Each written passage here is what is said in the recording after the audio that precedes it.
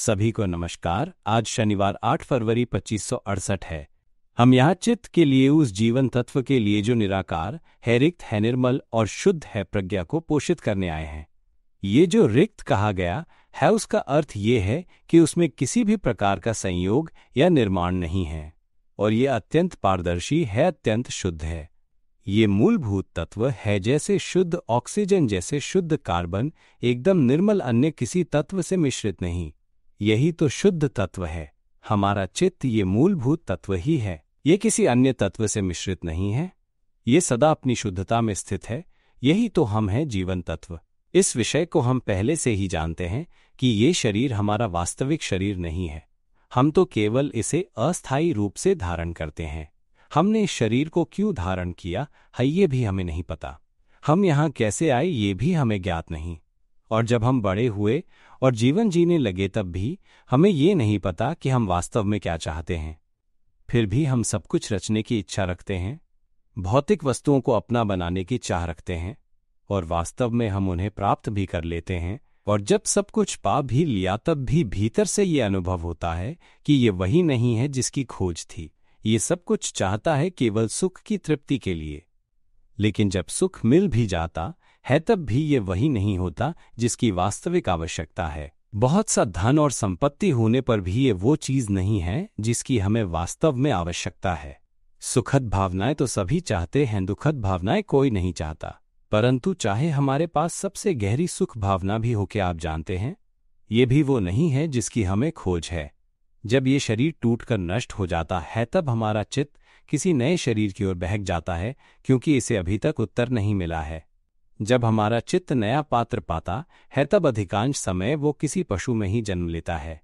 आप सोचिए, पशुओं की कितनी लाख प्रजातियां हैं और कितने करोड़ जीव हैं जो इस बात की प्रतीक्षा कर रहे हैं कि हमारा चित्त उनमें से किसी एक के शरीर को पकड़ ले और उसमें निवास करे। जब कोई पशु अंडे देता है, तो उनमें से कितने अंडों में चित्त प्रवेश करता है और एक ही दिन में कितनी बार जन्म होते रहते हैं। उन शरीरों की आयु भी बहुत थोड़ी होती है। शीघ्र ही वो पात्र टूटकर समाप्त हो जाता है और चित्त फिर से नए पात्र की खोज में निकल पड़ता है। यही प्रक्रिया बार बार होती रहती है। इसे ही संसार चक्र कहा जाता है। ये वो अंतहीन वट है जिसमें चित्त लगातार नए पात्रों में प्रवेश कर उनकी प्रकृति के अनुसार संस्कार करता रहता है, सीखता है, जीने के साधन खोजता है, भोजन करता है और एक दूसरे को खाता है। यही इस चक्र का स्वभाव है। हम सबने इस देह रूपी पात्र को, जिसे हम गुठली तत्व या मानव शरीर कह सकते हैं, केवल एक ही उद्देश्य से धारण किया है, माइनस ये जानने के लिए कि हम वास्तव में निराकार, शून्य, निर्मल और पवित्र जीवन तत्व हैं। इसके अतिरिक्त और कुछ भी हमारा नहीं है। हमें ये गहराई से समझना होगा, इतना कि ये सीधे हृदय तक पहुंच जाए। यदि हम केवल सुनते रहें, याद करके कागज पर लिख लें, उसे तकिए के नीचे रखकर सो जाएं, तो कोई लाभ नहीं होगा। या यदि हम केवल रटते रहें कि ये मैं नहीं हूं, तो चाहे कितना भी रटें, या हृदय तक नहीं पहुंचेगा और कोई उपयोग नहीं होगा। लाभ तभी होगा जब हम सत्य को देखेंगे, माइनस जब मन वास्तव में स्वीकार करेगा कि ये शरीर हमारा नहीं है। इतना स्वीकार कर लेगा कि इस शरीर से कोई मोह नहीं रहेगा। मन स्वीकार कर स्पष्ट रूप से देख लेगा कि ये देह हमारा नहीं है। मैंने इन प्रवचनों को रिकॉर्ड करने का कारण भी यही रखा है, माइनस ताकि हम सब चित्त का विज्ञान सीखें, चित्त को जानने का ज्ञान सीखें। क्योंकि इस संसार में चाहे हम किसी भी विद्या में सबसे श्रेष्ठ क्यों न बन जाएं, चाहे लाखों डिग्रियां या डॉक्टरेट क्यों न प्राप्त कर लें, क्या हमें ज्ञात है, जब ये शरीर नष्ट हो जाएगा और मृत्यु आ जाएगी, तब हमारा चित्त फिर से भटक कर जन्म लेगा और जो भी ज्ञान हमने प्राप्त किया होगा वह सब नष्ट हो जाएगा। हमें फिर से आरंभ करना पड़ेगा, फिर से सीखना पड़ेगा। ये बिंदु समझ में आया? ये वैसा ही है जैसे हमारे पास एक फ़ोन हो, हम उसमें तस्वीरें खींचते हैं, रिकॉर्डिंग करते हैं, बहुत सारा डेटा रखते हैं, उसमें वीडियो क्लिप्स हैं, बहुत सी तस्वीरें हैं, सब कुछ उसी फ़ोन में संग्रहित है।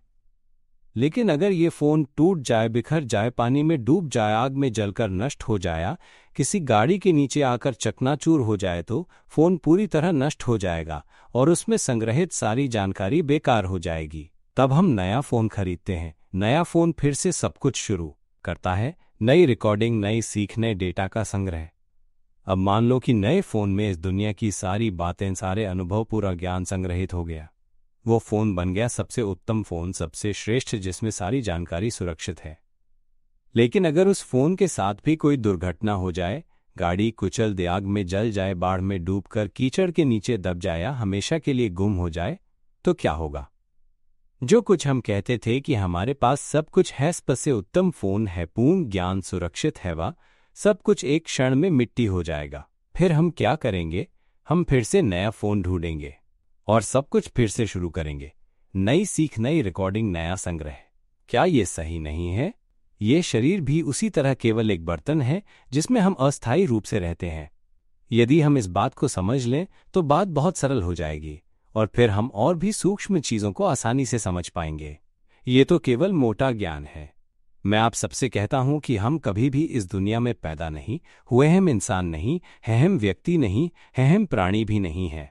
हम वो जीवन तत्व हैं जिसका कोई आकार नहीं है, जो शून्य जैसा है, पारदर्शी और निर्मल है, जैसे हमारे सामने फैला हुआ शून्य जिसे हाथ से छुआ नहीं जा सकता। यह अनंत ब्रह्मांड के शून्य से एकाकार है। इस पारदर्शी शून्य में ही मूल तत्व है। ऑक्सीजन की हवा, कार्बन डाइऑक्साइड की हवा, ठंडी हवा, गर्म हवा, ये सब इसी पारदर्शी शून्य में विद्यमान है। हवा चाहे ठंडी हो या गर्म, वह इस शून्य को कोई हानि नहीं पहुंचा सकती। उसी तरह सुख या दुख के भाव, प्रसन्नता या अप्रसन्नता के भाव इस निर्मल जीवन तत्व या चित्त को छू नहीं सकते। इनका आपस में कोई संबंध ही नहीं है। यदि कोई इस बात को नहीं समझ पाता तो उसे कई बार सुनना चाहिए। बहुत से लोगों के मन में ये प्रश्न उठता है, हम पैदा क्यों हुए? हम इस बर्तन में कैसे आए? हमें वास्तव में चाहिए क्या? और जब ये शरीर नष्ट होकर मर जाएगा तो हम कहाँ जाएंगे? हमारा अस्तित्व कहाँ रहेगा? केवल प्रश्न ही प्रश्न हैं, केवल अज्ञान है। हमें पता ही नहीं चलता कि हम वास्तव में क्या हैं। हमारा चित्त निर्मल तत्व है जिसमें कुछ भी नहीं है। हम ये नहीं जान सकते कि हम क्या हैं, क्योंकि जानने के लिए कोई साधन ही नहीं है। इसीलिए हमें साधन चाहिए। यदि साधन न हो तो हम कभी ये नहीं जान पाएंगे कि हम क्या हैं। जब हमारे पास ये साधन अर्थात ये शरीर है, तभी हमारे पास ध्वनि है, मानसिक चित्र है, भावनाएं हैं और जानने समझने की क्षमता है। ये सब केवल साधन है। शरीर केवल एक बर्तन है। अभी जो शब्द बोले जा रहे हैं, यह आवाज भी केवल एक साधन है जिसका उपयोग इस दुनिया में संचार के लिए किया जाता है। हम इस संसार में आए हैं, चाहो तो पूरे ब्रह्मांड को भी मान लो। इस संसार में रहने के लिए शरीर होना आवश्यक है। हम जो भी सीखना चाहते हैं उसके लिए हमें शरीर का सहारा लेना पड़ता है और हमें साधन भी चाहिए, यानी जानने और अनुभव करने की क्षमता। हम इन्हीं साधनों का उपयोग करते हैं, इन्हीं अनुभवों का सहारा लेते हैं। मैंने स्पष्ट कहा है, हम वो जीवन तत्व हैं जिसका कोई आकार नहीं है, जो पारदर्शी और अत्यंत निर्मल है। उसमें तनिक भी दुख नहीं है। उसमें केवल शुद्धता ही शुद्धता है, जो सबका मूल तत्व है। मैंने ये स्पष्ट कहा है। मैं ये किसी ग्रंथ से याद करके नहीं कह रहा हूं। पहले मैं भी आप सबकी तरह इस संसार में सोचता था कि मैं मनुष्य हूं, लेकिन जब मैंने धारा के विपरीत जाकर चित्त को जाना, चित्त में जागरूक हुआ, तब वो सारा ज्ञान कि मैं मनुष्य हूं टूट कर बिखर गया। यहां तक कि ये शरीर भी टूट कर बिखर गया। भीतर जागृति हुई कि कुछ भी मेरा नहीं है। तब प्रश्न उठा, हम यहां किस लिए आए हैं? ये पारदर्शी तत्व क्या है? और ये जो बोल नहीं सकता, ये क्या है? यह अत्यंत निर्मल है, ये शुद्ध है, ये सब कुछ जानता है और ये भी जानता है कि इसका पुनर्जन्म नहीं होगा। ये भी जानता है कि हम कभी मनुष्य थे ही नहीं। ये प्रकृति कभी कहीं गई नहीं, कभी कहीं आई नहीं, कभी पैदा हुई नहीं, कभी मरी नहीं। ये अमर तत्व है। इस प्रकृति में न अंधकार है न प्रकाश। इसकी गहराई में ये केवल पारदर्शी तत्व है। ये मूल तत्व है। ये अपने स्वरूप में सदैव वैसे ही विद्यमान रहता है। साल दर साल, जन्म दर जन्म, ये सदा निर्मल ही बना रहता है। इस प्रकृति में सुख दुख, अच्छा बुरा, पुण्य पाप, सही गलत, सत्य असत्य, स्त्री पुरुष, ऊंच नीच, काला गोरा, इनमें से कुछ भी नहीं है। यहां कोई द्वंद्व नहीं है। ये एक है। ये एकमात्र प्रकृति है जो हर एक वस्तु से एकाकार है और मूल तत्व के रूप में विद्यमान है। जब सच्चा बोध होता है तो आंसू अपने आप गिरने लगते हैं, जैसे कि हमें धोखा दिया गया हो। ये वैसा ही है जैसे हम गहरी नींद में हों और सपने में देख रहे हों कि हम मनुष्य हैं, जीवन में भाग दौड़ कर रहे हैं, बहुत उलझन और संघर्ष झेल रहे हैं। हमें ऐसे ऐसे दुख मिलते हैं, वैसे वैसे दुख मिलते हैं, ऐसे सुख होते हैं, वैसे सुख होते हैं, ऐसा अच्छा होता है, वैसा अच्छा होता है। धन यश प्रशंसा सुख पैसा और भौतिक पदार्थ सब कुछ मिला जुला होता है, जिसमें सुख और दुख दोनों ही मौजूद रहते हैं। लेकिन जब अचानक नींद खुलती है तो पूरा सपना बिखर जाता है। वो सब जिसके लिए हम भाग दौड़ कर रहे थे, जिस पर विश्वास करते थे कि ये सचमुच है, सब हमारी आंखों के सामने ढह जाता है। क्या आपने कभी सपना देखा है कि भूत ने डराया हो? सपना कि हम भूत से भाग रहे हैं, पूरा शरीर कांप रहा है? या सपना कि हम किसी जानवरों के झुंड में हैं, जहां जानवर हमें दौड़कर काटने और चोट पहुंचाने आ रहे हैं? हम उनसे भाग रहे हैं, शरीर कांप रहा है, भय से ग्रस्त हैं। उस समय सब कुछ बहुत वास्तविक लगता है। लेकिन जब अचानक नींद खुलती है, पूरा शरीर पसीने से भीग जाता है, हृदय तेजी से धड़कने लगता है और हम सोचते हैं, अरे ये तो सपना था। ओह, जैसे हमें धोखा दिया गया हो। सब कुछ जिस पर हमने विश्वास किया था कि ये वास्तविक है, सब बिखर गया, सब माया निकला। लेकिन वास्तव में ये कोई धोखा नहीं है, बल्कि ऐसा है कि हम प्रकृति को समझ ही नहीं पाए। हमें पता ही नहीं था कि हम सो रहे थे और सपना देख रहे थे। हम सोचते रहे कि वो सब वास्तविक है। जब हम जागते हैं तभी हम सत्य को जान पाते हैं। ये सत्य तो हमेशा प्रकट हो रहा है। सत्य निरंतर अपनी निर्मलता को दिखा रहा है। जैसे हम चलते हैं और छींक आती है, हाँ ही सत्य है। सत्य यही है कि ऐसा लक्षण प्रकट होता है और फिर उसी क्षण मिट जाता है, समाप्त हो जाता है। और सत्य यही है कि वास्तव में कोई भी वस्तु का स्थायी अस्तित्व नहीं है। वो प्रकट होती है और फिर मिट जाती है। मैं जो आवाज बोल रहा हूं, यही अभी सत्य को दिखा रही है। कौन देख सकता है कि ये आवाज जो अभी प्रकट हो रही है, इसका कोई स्थायी अस्तित्व नहीं है? ये अभी प्रकट हुई और अभी ही मिट गई।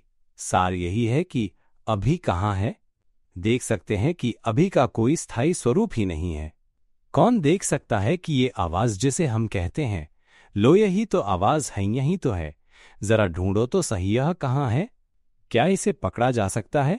क्या इसे आकार देकर हाथ में लिया जा सकता है? क्या इसे थामा जा सकता है? नहीं, क्योंकि इसका कोई स्थायी रूप नहीं है। जब इसका कोई रूप ही नहीं है तो हम इस आवाज को क्यों पकड़ते हैं, क्यों उससे चिपकते हैं? मन से पूछो, हम इस आवाज को क्यों पकड़ते हैं? मैं अभी आपके चित्त को ज्ञान देने की कोशिश कर रहा हूं। मैं इस आवाज का सहारा लेकर इस माइक जगत में संवाद कर रहा हूं, ताकि आपको बता सकूं कि ये आवाज वास्तव में कोई अस्तित्व नहीं रखती। इसलिए इस आवाज में मत अटकना। हम वही चित्त है, वही जीवन तत्व है जिनका कोई रूप नहीं है, शून्य, पारदर्शी और निर्मल। हम शरीर का सहारा केवल एक साधन के रूप में लेते हैं, ताकि उसका उपयोग करके संश्लेषण कर सकें और इस संसार में संवाद कर सकें। क्योंकि हमारा कोई रूप नहीं है, हम केवल निर्मल पारदर्शी तत्व हैं। स्वयं को और समस्त सृष्टि को जानने के लिए हमें साधनों की आवश्यकता होती है। इसलिए हम ध्वनि का सहारा लेते हैं, मानसिक छवियों का सहारा लेते हैं, भावनाओं का सहारा लेते हैं और अनुभव करने की क्षमता का सहारा लेते हैं। हम इन साधनों का उपयोग केवल संश्लेषण और अनुभव के लिए करते हैं। ये साधन केवल उपकरण हैं, ये हम नहीं हैं, नहीं हमारे हैं। इनसे हमें ये समझ में आता है कि हम वही जीवन तत्व हैं जिनका कोई रूप नहीं है, शून्य, पारदर्शी और निर्मल। यदि ये भाषा ना होती जिससे हम संवाद कर पाते, तो हम किसी भी चीज को समझ ही नहीं पाते। उदाहरण के लिए, जब हम किसी वस्तु को देखते हैं तो केवल जानना होता, पर कोई भाषा ना होती। ये वैसा ही है जैसे हमारे पास मस्तिष्क ना हो। यदि मस्तिष्क ना हो तो हम सब कुछ देख सकते हैं, लेकिन वो देखना केवल देखना होगा, उसमें कोई बुद्धि नहीं होगी। हम ये नहीं समझ पाएंगे कि वो वस्तु क्या है, और ये भी नहीं समझ पाएंगे कि हमारा स्वयं का स्थान कहाँ है। हम न सोच पाएंगे, गणना कर पाएंगे, नहीं किसी चीज को समझने के लिए तर्क का उपयोग कर पाएंगे। हमने प्राणियों के पात्रों में निवास किया है, एक कोशिका वाले जीव से लेकर 2 कोशिका 3 कोशिका वाले जीवों तक। हम उस समय से ही निवास करते आ रहे हैं जब पहला तारा उत्पन्न हुआ था। हम उन्हीं प्राणियों के पात्रों में रहे, परंतु वे पात्र हमें समझने में सक्षम नहीं थे कि हम वास्तव में क्या हैं। इसलिए हम एक शरीर से दूसरे शरीर की ओर बढ़ते रहे। ये क्रम चलता रहा जब तक कि शरीर का विकास होते होते वर्तमान मानव शरीर तक नहीं पहुंचा। इस शरीर में मस्तिष्क है जो सोच सकता है, गणना कर सकता है, तर्क का उपयोग कर सकता है, योजना बना सकता है, खोज कर सकता है। और इसी से ये ज्ञान प्रकट हुआ कि ये शरीर केवल एक पात्र है जो इस संसार में जन्म लेने और फिर नष्ट हो जाने के लिए ही बना है। ये आवाज भी केवल एक साधन है जिसे हम इस संसार में संवाद के लिए उपयोग करते हैं। मानसिक छवियां, भावनाएं, अनुभव करने की क्रियाएं, ये सब भी केवल साधन हैं जिन्हें हम इस संसार में संवाद के लिए उपयोग करते हैं। हम इन सब का सहारा केवल इसलिए लेते हैं कि अंततः इन्हें त्याग सकें।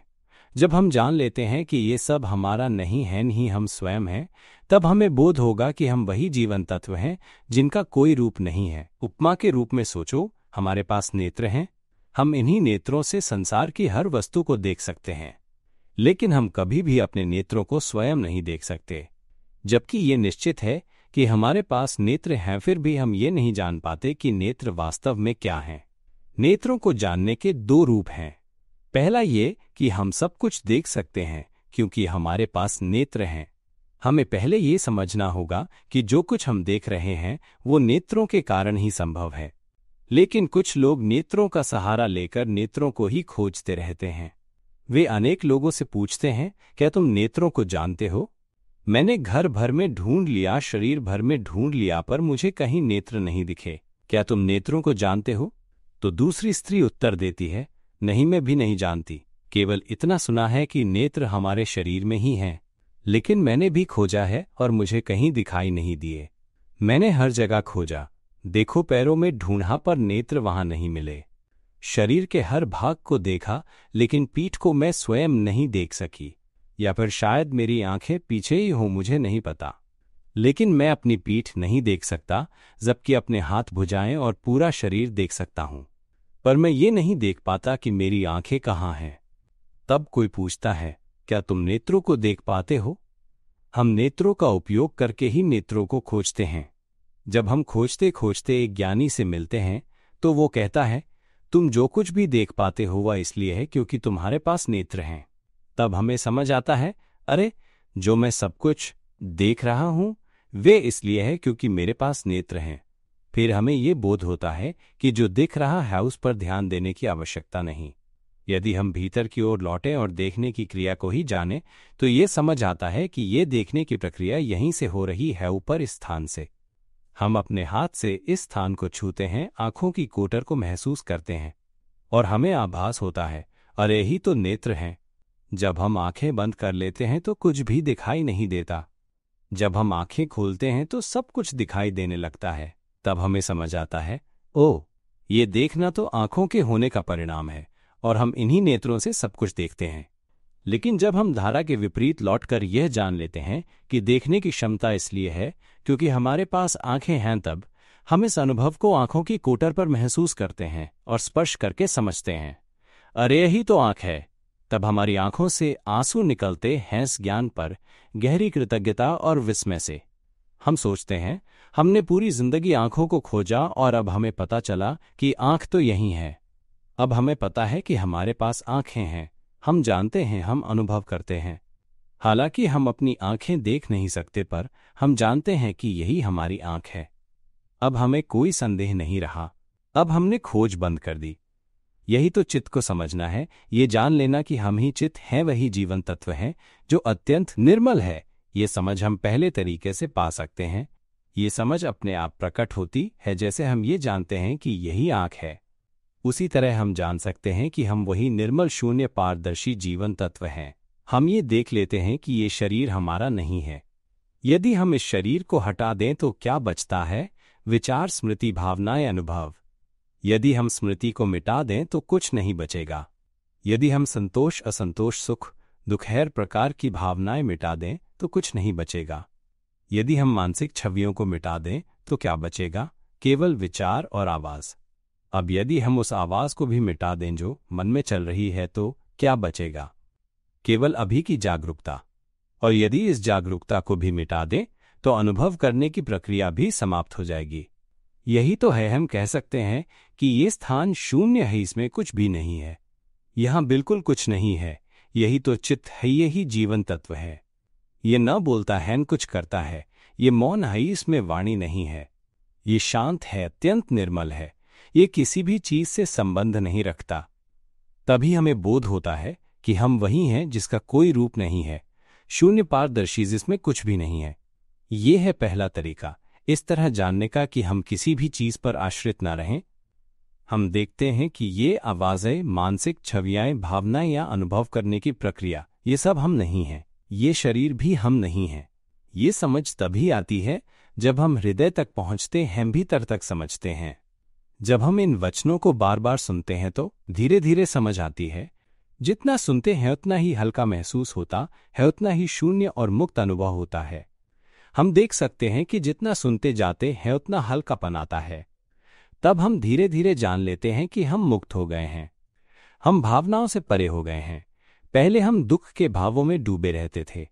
अब दुख उत्पन्न होता है तो चला जाता है, सुख उत्पन्न होता है तो चला जाता है, आवाज उत्पन्न होती है तो चली जाती है, मानसिक छवियां उत्पन्न होती हैं तो चली जाती हैं, अनुभव की प्रक्रिया उत्पन्न होती है तो चली जाती है। सब कुछ उत्पन्न होकर नष्ट हो जाता है। केवल जानना होता है, जानो और जाने दो। हम कुछ पकड़ते नहीं क्योंकि ये हमारा नहीं है। तभी अनुभव होता है कि क्यों इतना हल्कापन है। यह खुलापन और सहजता है क्योंकि हमें कुछ भी पकड़ना नहीं है, कुछ भी ढोना नहीं है। पहले हम शरीर ढोते थे, विचार ढोते थे, मानसिक छवियां ढोते थे, भावनाएं ढोते थे, अनुभवों को ढोते थे और इस संसार का समस्त ज्ञान ढोते थे। लेकिन जब हमने देखा कि इनमें से कुछ भी हमारा नहीं है, तब समझ आया कि जो अभी बोल रहा है वह भी हम नहीं है। और तब ये सहजता मिलती है। ये सहजता इस कारण है कि ये सब हमारा नहीं है। शरीर भी हमारा नहीं है। भूख लगे तो इसे खिला देते हैं, जितना है उतना ही देते हैं। अधिक हो तो भी उतना ही खाते हैं, कम हो तो भी उतना ही खाते हैं, खाकर छोड़ देते हैं। ये शरीर बना रहे तो ठीक है, बना रहे तो टूटकर नष्ट हो जाए, हमें इससे कोई संबंध नहीं। जब ये समझ आती है, जब ये भीतर तक उतरती है, तब हम वास्तव में जानते हैं। और ये समझ निरंतर गहरी होती जाती है जब हम इन वचनों को बार बार सुनते हैं। जब हम किसी बात को सोचते ही रहते हैं, सोचते सोचते सोचते यहाँ तक कि तनावग्रस्त हो जाते हैं, तो वो बात वास्तविक लगने लगती है। 10 साल पुरानी घटना भी आज हम सोचते रहते हैं जैसे वो अभी भी मौजूद हो, जबकि वास्तव में वो तो प्रकट होकर समाप्त हो चुकी है। वो दुख समाप्त हो चुका है, वह सुख भी समाप्त हो चुका है। उस दिन की सारी घटनाएं मिट चुकी हैं। यहां तक कि अभी जो बातें कही जा रही हैं भी अभी इसी क्षण समाप्त हो रही हैं। क्या तुम वर्तमान को जानते हो? वर्तमान क्षण यही है कि केवल जीवन तत्व है, शून्य, पारदर्शी और निर्मल। जब कुछ टकराता है तो ये केवल जानता है। जानने के बाद वो समाप्त हो जाता है, जानने के बाद वो चला जाता है। इस प्रकार इसमें कुछ भी शेष नहीं रहता।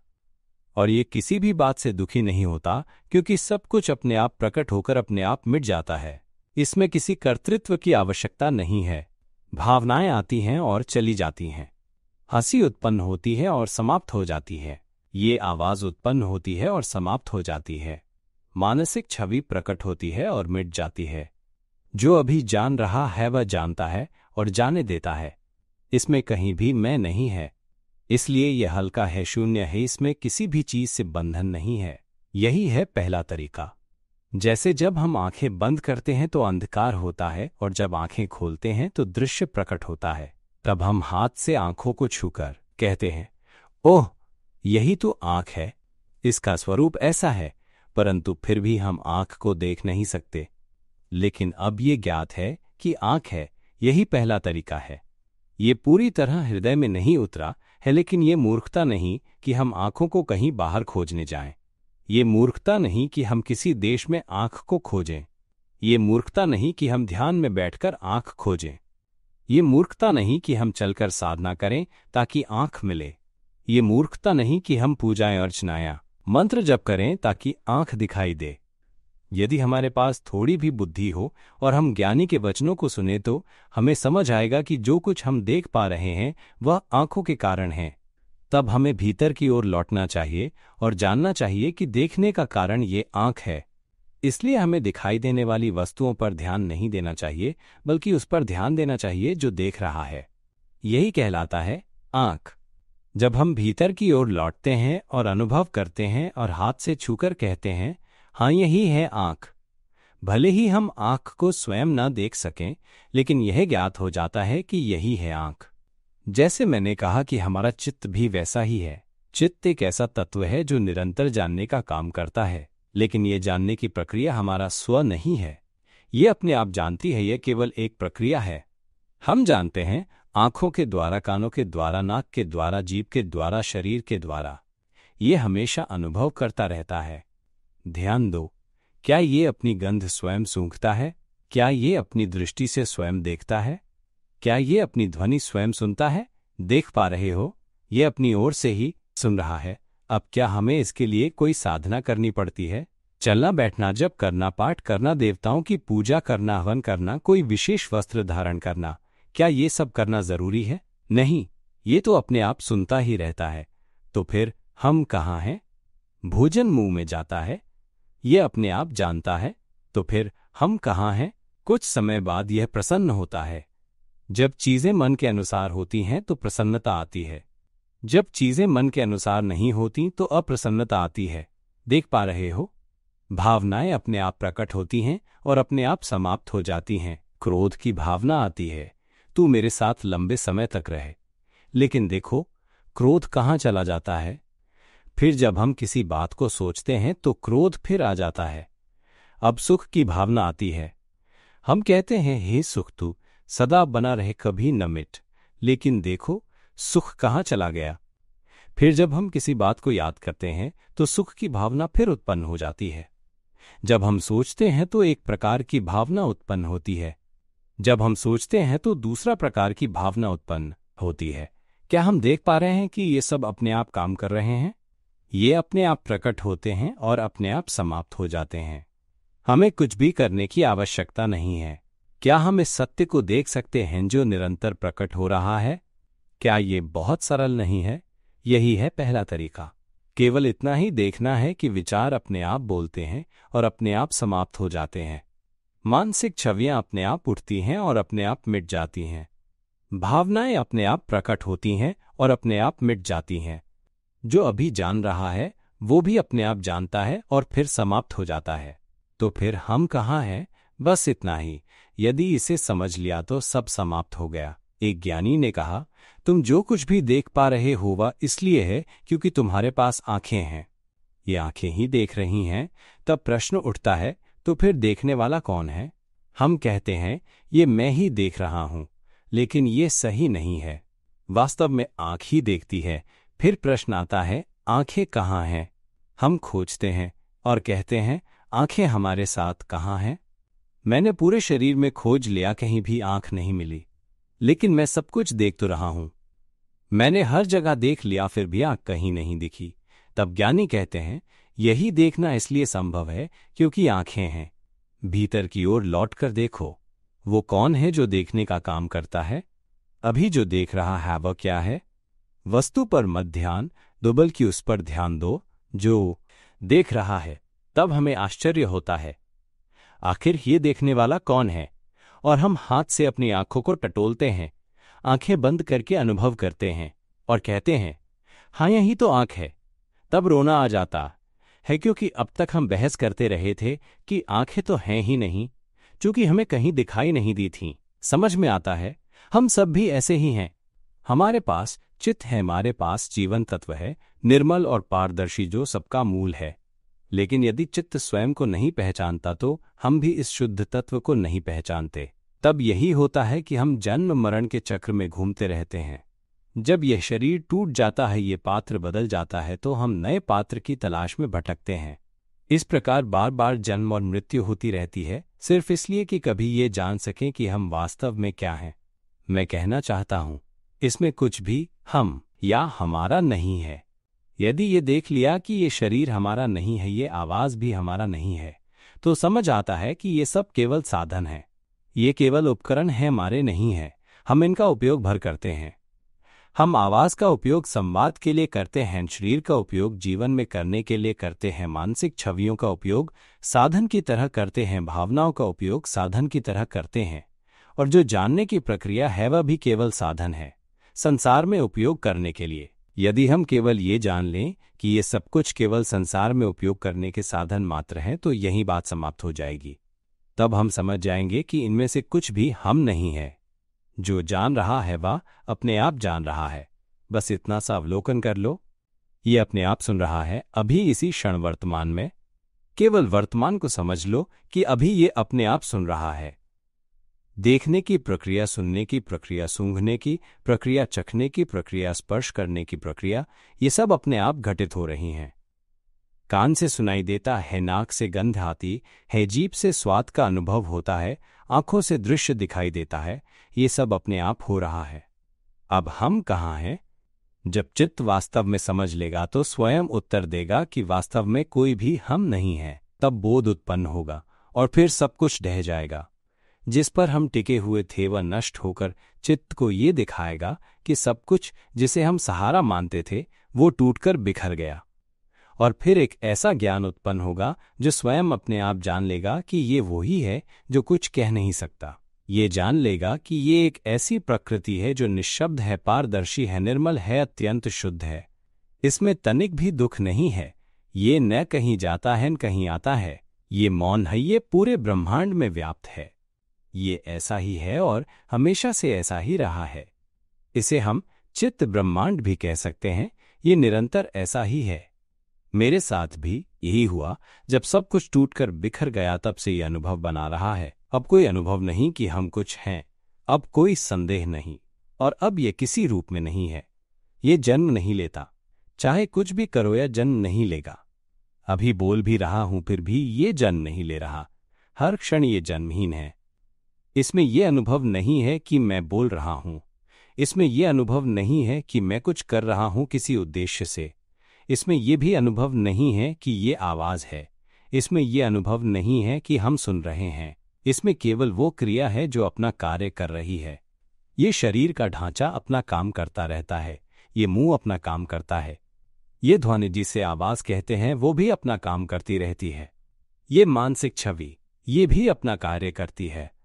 ये भावनाएं ये भी केवल अपना अपना कार्य कर रही हैं।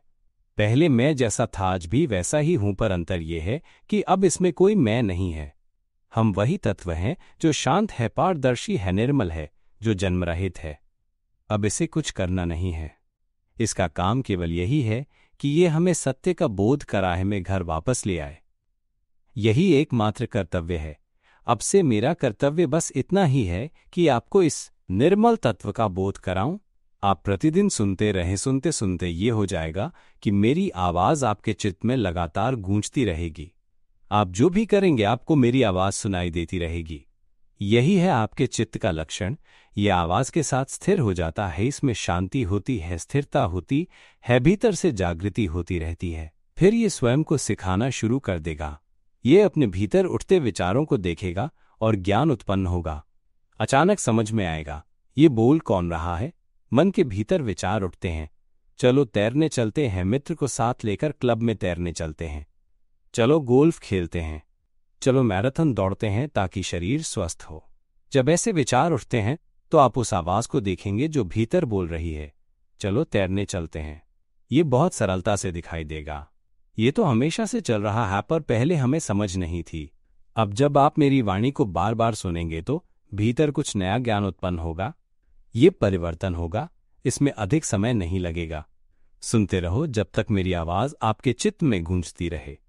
तब तैयार हो जाओ। ये हल्कापन देगा या खुलापन देगा? जितना सुनते जाओगे उतना हल्का, उतना खुला और जीवन उतना ही सहज हो जाएगा।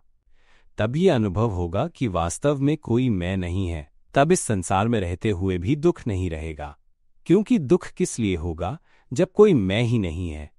तब क्रोध आएगा तो भी कोई बात नहीं, हर्ष आएगा तो भी कोई बात नहीं। तब ये विचारों, स्मृतियों और भावनाओं के हर रूप को देखेगा। ये चाहे जैसा भी हो इसे छोड़ देगा। ये जान लेगा और छोड़ देगा बार बार। और तब ये समझ आएगा कि ये सब वास्तव में हम नहीं हैं। फिर अचानक ये देखने लगता है कि मन में विचार उठता है, मित्र को बुलाकर तैरने चलते हैं, 2 घंटे तैराकी करें, क्लब में बैडमिंटन खेलें, व्यायाम के लिए जिम जाएं। तभी ये भीतर उस आवाज को देखता है और एकदम से बोध होता है, अरे ये अपने आप सोच रहा है क्या? और तभी भीतर विस्फोट होता है, समझ प्रकट होती है, आंसू बहने लगते हैं। तभी सब टूट जाता है। जो ज्ञान अब तक था कि हम मनुष्य हैं, वो सब बिखर जाता है। तब ये समझ आता है कि हम केवल इस आवाज का सहारा ले रहे थे, और फिर बोध होता है कि ये आवाज हमारा नहीं है। ये स्पष्ट हो जाता है कि हम इसका उपयोग कर रहे हैं, लेकिन ये हम नहीं हैं। आवाज अलग हो जाती है और हमें पता चलता है कि हम तो एक ऐसी प्रकृति हैं जो इस आवाज से संबंध नहीं रखती।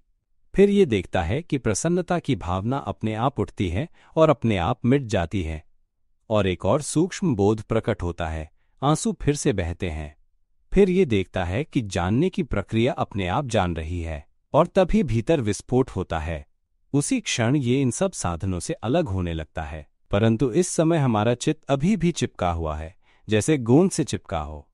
जब हम देख लेते हैं कि ये सब हमारा नहीं है, तभी वो गोंद टूट जाएगा, और जब ये अलग हो जाएगा तब ये वैसा होगा जैसे हम एक हाई वोल्टेज तार को खींचकर अलग करते हैं। अलग होते समय एक बड़ा विस्फोट होगा, और उस क्षण हमें बोध होगा कि हम मुक्त हो गए हैं। अब हम इन सब चीजों से संबंधित नहीं हैं। अब हमारा शरीर के पात्र से कोई संबंध नहीं है। आवाज, मानसिक छवियां, भावनाएं, अनुभव, स्मृति, ये सब केवल साधन है। हम उनसे मुक्त हो चुके हैं। तब हमें ये बोध होगा कि ये सब हमारा नहीं है, और भीतर से ये आकांक्षा उठेगी कि इसे पूरे संसार को बताना चाहिए। परंतु प्रश्न उठता है, क्या मनुष्य इसे स्वीकार कर पाएगा? हे चित्तों, तुम भ्रमवश आसक्त हो गए हो और विश्वास कर बैठे हो कि तुम मनुष्य हो, कि तुम जीव हो। तुम मान बैठे हो कि मैं अच्छा हूं और दूसरों को बुरा ठहराते हो। जब कोई कहता है, क्या तुम जानते हो वास्तव में कुछ भी मैं नहीं है, तो स्वीकार नहीं कर पाते। यदि कहा जाए कि ये आवाज जो बोल रही है ये भी तुम्हारी नहीं है, ये तो केवल प्रकृति है जो अपने आप रचती है, तो भी संसार स्वीकार नहीं करता। यही कठिनाई है, क्योंकि हमने उसे पकड़ लिया है, उस पर विश्वास कर लिया है, उसे मैं मान लिया है। पर समझ लो, शीघ्र ही ये शरीर टूट जाएगा, मृत्यु को प्राप्त होगा, और जब ये नष्ट होगा तब ये शरीर हमें कह रहा होगा, मैं तेरा नहीं हूं। यदि शरीर बोल सकता तो मृत्यु के क्षण में कहता, क्या अब तू देख रहा है कि मैं तेरा नहीं हूं? तूने कैसे मुझे अपना मान लिया? हे चित्त, तू मुझे मत पकड़, मैं केवल शरीर हूं, तू है चित्त, एक जीवन तत्व, निराकार, शून्य और निर्मल। तू मुझे अपना मत मान, मैं शरीर हूं, तू नहीं। हमारा कोई संबंध नहीं है। मेरा कार्य तो केवल सांस लेना है। देख, मैं स्वयं सांस लेता हूं, मेरा पेट भोजन पचाता है, मेरी आंतें भोजन को पचाकर अवशोषित करती हैं, मेरे फेफड़े श्वास लेते हैं, मेरा हृदय स्वयं धड़कता है, मेरा मस्तिष्क अपने आप सोचता है, मेरी रक्त नलिकाएं और संपूर्ण रक्त प्रवाह अपने आप कार्य करते हैं, मेरे हाथ पांव अपने आप चलते फिरते हैं। देख चित्त, मैं सब कुछ स्वयं करता हूं। तू केवल मुझे उपयोग करने आया है ताकि मैं तुझे सिखा सकूं कि तू है चित्त, निर्मल तत्व, जीवन का निराकार स्रोत। क्या तू अब समझ रहा है कि मैं तेरा नहीं हूं? यदि तू इस सत्य को स्वीकार ले तो तू फिर जन्म नहीं लेगा। समझ गया? नहीं चित्त, यदि ये शरीर बोल सकता तो वो चित्त को इसी तरह झिड़कता और कहता, तू मुझे केवल उपयोग करने आया है, तू शरीर नहीं है। विचार, स्मृतियां, भावनाएं और अनुभव, ये सब भी यदि बोल पाते तो वे चित्त से यही कहते, क्योंकि चित्त तो मौन है, ये गूंगा है, ये कुछ बोल नहीं सकता। समझ रहे हो? यह एक निर्मल तत्व है, इसमें कुछ भी नहीं है, सिर्फ शुद्धता है, पर यह स्वयं को समझ नहीं सकता। इसे साधनों का सहारा लेना पड़ता है ताकि इसे बताया जा सके। हे चित्त, तू है निर्मल तत्व। शरीर भी चित्त को हमेशा यही बताता है। जब ये वृद्ध होता है, जब बीमार होता है, तब ये चित्त से कहता है, देख, मैं धीरे धीरे बूढ़ा हो रहा हूं, मैं क्षीण हो रहा हूं, मैं अब टूटने के निकट हूं, मैं इस संसार से विदा लेने वाला हूं। यही शरीर चित्त को शिक्षा दे रहा होता है।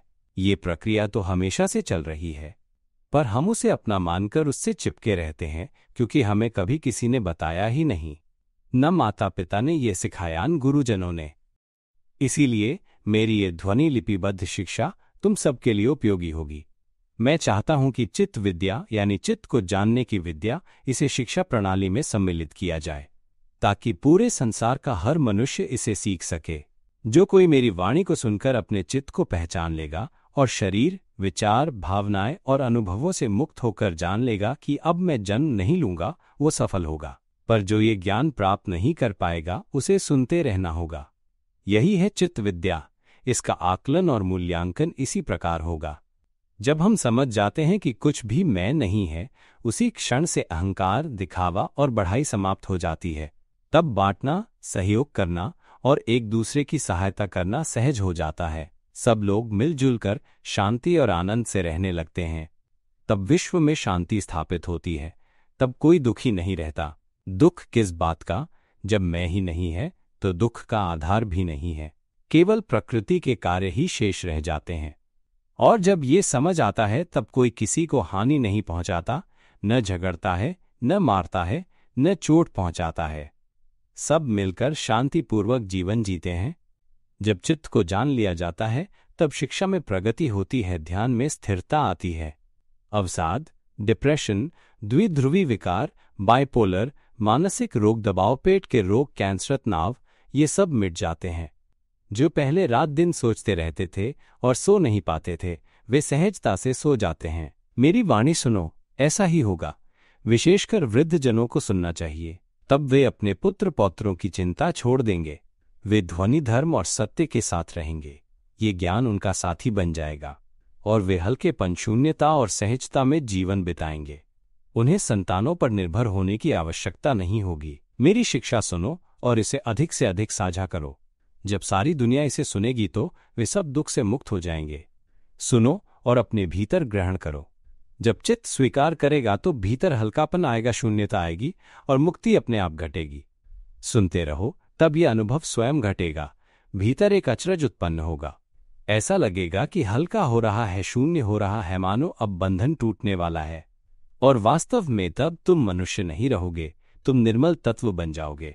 यही सत्य है, तभी तुम समझोगे और तब तुम कभी दुखी नहीं रहोगे। अब हम दूसरे तरीके वेब थी 2 को देखें। इस तरीके में हम आंखों का उपयोग करके सब कुछ देखने की कोशिश करते हैं, लेकिन फिर भी ये नहीं जानते कि हमारी आंखें कहाँ हैं। तो फिर हम आंखों को कैसे जानें? आंखों को कैसे देखें? ज्ञानी पुरुष हमें बताते हैं, तुम एक दर्पण, मिरर खोजो या कोई भी ऐसी वस्तु जो प्रतिबिंब दे सके, तब हम जान पाएंगे कि आंखें कहाँ हैं। इस बार हम सीधे आंखों को ढूंढने नहीं जाते, बल्कि पहले दर्पण ढूंढते हैं ताकि उसमें आंखों को देख सकें। ये प्रक्रिया पहले से अधिक जटिल हो जाती है। हम एक दर्पण की खोज करने लगते हैं। कोई चमकता हुआ पत्थर लेकर उसे घिसकर चमकाते हैं, पानी की सतह पर प्रतिबिंब देखते हैं। जब भी हमें दर्पण या कोई परावर्तक वस्तु मिलती है, हम उसमें देखते हैं आंख कहाँ है। जब हम दर्पण में देखते हैं तो हमें चेहरे के गड्ढे में गोल गोल कुछ दिखता है। क्या यही आंख है? अरे यही तो आंख है। और तब आंसू बहने लगते हैं। हमें साक्षात्कार होता है, हमारे पास आंख है और आंख ऐसी है। ये दर्पण द्वारा प्राप्त ज्ञान है, ऐसा ज्ञान जो हमें स्वयं का दर्शन कराता है। ये स्पष्ट हो जाता है कि हम वास्तव में वो पारदर्शी तत्व ऐसाई हैं। जब हम भीतर स्थिर होकर देखते हैं तब एक शून्यता का अनुभव होता है, जो भीतर सदा मौन है, खाली है, जिसमें कुछ भी नहीं है। चाहे हम आंखें दाएं बाएं घुमाए आकाश की ओर देखें या किसी भी वस्तु को देखें, ये स्पष्ट होता है कि भीतर केवल एक मौन जानना, साइलेंट नोइंग है। इस क्षण में कोई आवाज नहीं, कोई विचार नहीं, सिर्फ एक शून्य बोध है। क्या तुम इस खालीपन की अनुभूति पकड़ सकते हो? मान लो कि अभी तुम बैठ रहे हो, चल रहे हो या कुछ भी कर रहे हो। बस स्थिर हो जाओ। अब एक गहरी सांस लो, आराम से। सब कुछ छोड़ दो, ढीला छोड़ दो। ऐसे करो जैसे इस दुनिया में अब कुछ भी नहीं बचा। भीतर सिर्फ शून्यता है। भीतर उस खालीपन को महसूस करो। वहां एक हल्कापन है, एक निःशब्द स्थिरता है। ये किसी भी अनुभूति कर रब रूह से जुड़ा नहीं है, न आवाज से, न चित्र से, न किसी बाहरी वस्तु से। सिर्फ भीतर रहो, जानो कि वहां कुछ नहीं है। खालीपन है, हल्कापन है, स्थिरता है, जो कुछ भी नहीं है। इसके साथ बस बने रहो। इस स्थिरता को सिर्फ देखो, बिना कुछ बनाए। ये पहले से मौजूद है, हमारा काम सिर्फ इसे देखना है। भीतर शांति है, वो अपनी ही प्रकृति से स्थिर है। हमें कुछ करने की आवश्यकता नहीं है। बस भीतर देखते रहो कि वहां सदैव स्थिरता और शून्यता मौजूद है। जब हम मन को इस शून्य पर टिकाते हैं तो ये और गहराता जाता है, ये और सूक्ष्म होता जाता है। धीरे धीरे ये बाहर की चीजों से अनासक्त हो जाता है और तब ये देखता है कि भीतर हमेशा स्थिरता और खालीपन मौजूद है। यह भीतर से जानता है, ये शून्य रूप में जानता है, फिर ये और सूक्ष्म होता जाता है, जब तक कि ये देखता है कि भीतर सब कुछ क्रिस्टल जैसा पारदर्शी एसआई है, खाली है, हल्का है, किसी से जुड़ा नहीं है। और तब ये सब कुछ के साथ विलीन हो जाता है। यहाँ एक ज्ञान उत्पन्न होता है कि यहाँ कोई दुख नहीं है और ये बस है, ये हमेशा रहता है। यहाँ किसी भी चीज से कोई संबंध नहीं है। ये आवाज से संबंधित नहीं है, चित्र से संबंधित नहीं है, भावना से संबंधित नहीं है, अनुभूति से संबंधित नहीं है, ये किसी भी चीज से संबंधित नहीं है। ये बस अपनी खालीपन और शांति है। गहरी समझ उत्पन्न होती है कि कुछ भी करने की आवश्यकता नहीं है, क्योंकि यहाँ कुछ भी हमारा नहीं है। यहाँ अपने ही शुद्ध तत्व का प्रकाशन होता है। यह प्रकार है जिसमें बहुत कम बुद्धि उत्पन्न होती है। बुद्धि नहीं होती क्योंकि ये विभिन्न चीजों से जानने और सीखने नहीं जाती, और बहुत धीरे धीरे ये स्पष्ट होता है। मैं इस प्रकार की सलाह नहीं देता, और अधिकांश लोग यहीं आकर फंस जाते हैं। मैं सलाह देता हूं कि मेरी टेप सुनो और पहले प्रकार से समझो। सुनो और गहराई से देखो कि ये बोलने की आवाज, यह कल्पनाया, भावनाया, अनुभूति, ये सब हम नहीं हैं। देखो कि ये स्वयं बोलती है, ये स्वयं सोचती है, बस इतना ही। देखते रहो, ये हल्का और खाली होता जाएगा और अंत में ये छूट जाएगा। हम स्वयं जानेंगे कि यह पकड़ से छूट गया। हम जानेंगे कि हम छूट गए, मुक्त हो गए, दुख से परे हो गए, समाप्त। हम फिर जन्म लेने और दुख सहने नहीं लौटेंगे। ये पूरी तरह कट जाएगा, जैसे कि हम अभी बोल रहे हैं, और ये आवाज से अलग हो जाता है। आंखों से आंसू बहने लगते हैं। अभी जो सुन रहे हैं, अचानक समझ में आता है कि ये जानना हमारा नहीं है। ये अलग हो गया। हम मनुष्य होने से बाहर निकल गए, इस आवाज से, इस अनुभव से अलग हो गए। जैसे हम एक पारदर्शिता बन गए जो पूरे ब्रह्मांड में मिल गई। वही है। फिर हमें समझ नहीं आता कि इसे मनुष्यों को कैसे बताया जाए। वही है। हम सबको ये खेल जीतना है, जल्दी से जानना है। ये कठिन नहीं है, ये सरल है। ये चेतना की शिक्षा है, सबको सीखनी है, सबको जानना है। जो नहीं जानता उसका जन्म बार बार होगा।